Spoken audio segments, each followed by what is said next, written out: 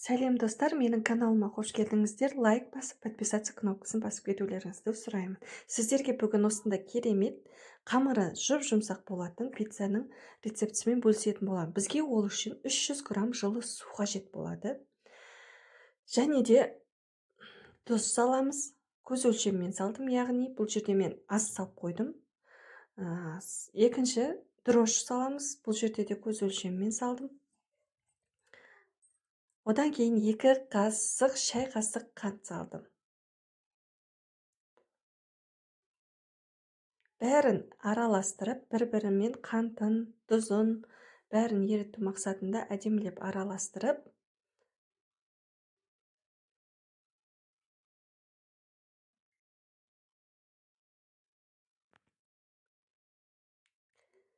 ыдыстың қақпағын 15 минутқа жауып қойдым.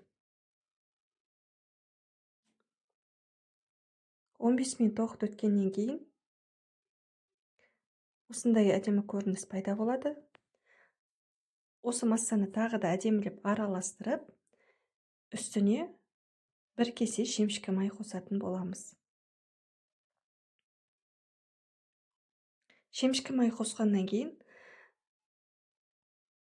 массаны тағы да араластырып, біркелкі болғанша, содан кейін үстіне 400 грамм ұн қосатын боламыз.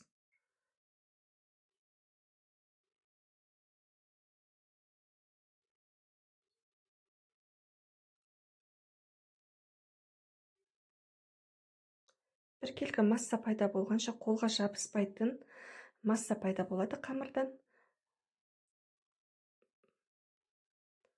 Қамырды илеп болғаннан кейін ыдыстың бетін жауып 30-40 минутқа қойып қоятын боламыз. 30-40 минуттан кейін қамырымыз көтеріліп, осындай әдемі қамыр пайда болады.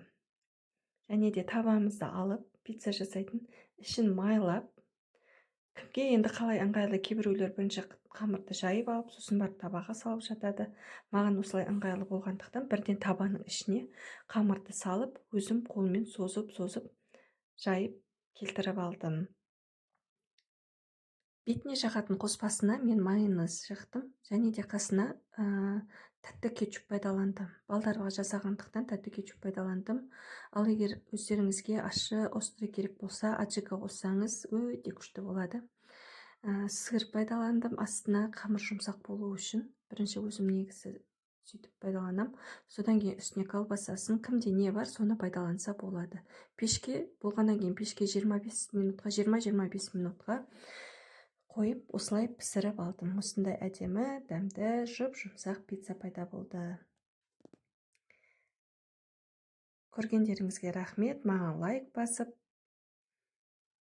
подписаться кнопкасын басып кетсеңіздер болады. Сіздерге көптен көп рахмет. Астарыңыз дәмді болсын.